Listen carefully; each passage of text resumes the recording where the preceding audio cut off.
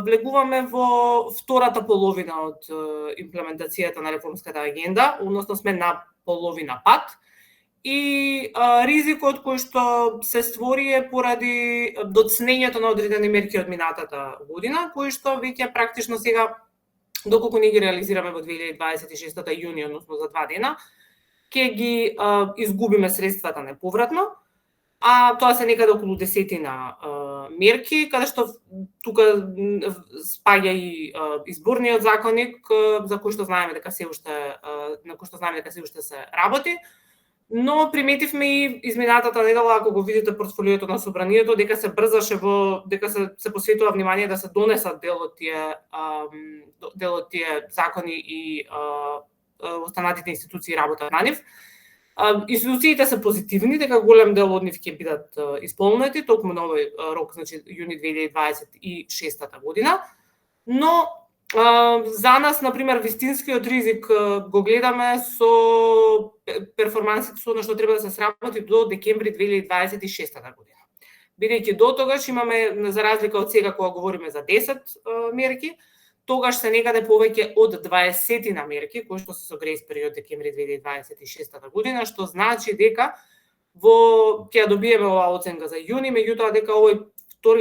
втората половина на годината треба да биде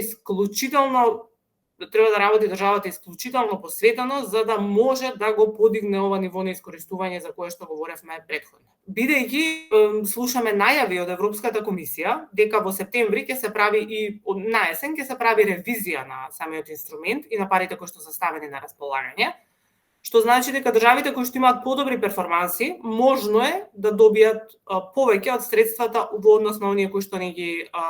искористиле. Во меѓувреме во Европската унија продолжува дебатата за така наречената постепена интеграција на земјите кандидати, повеќе бенефиции доколку има повеќе резултати. Како ги оценувате овие иницијативи и што според вас ќе значат за Македонија? Целта на самата постепена интеграција, често пати до нашите колеги велат да би сакале да биде забрзана интеграција,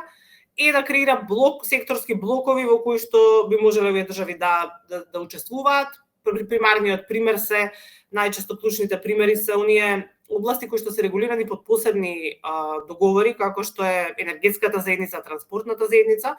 но и примерот на вклучувањето на овие држави во единствената европска платежна област, односно СЕПА. Оно што ги споменувам 6 години, бидејќи видовме дека за време на тие 6 години многу тешко е да се разработат овие секторски блокови. Тешко е бидејќи комисијата работи со 6 држави само во нашиот регион плюс другите 3 кандидатки и ризикот е дека можеби ќе се креира некоја или алтернатива на членството, или пак но едноставно е многу тешко да се операционализира бидејќи постојат дел од оние луѓе кои што се загрижени за ова, дали ќе креираме премногу едноставно правни системи и ќе настане процесот премногу комплексен. Никој не спори потребата дека тоа е добро, дека е позитивно за државите кои што пристапуваат,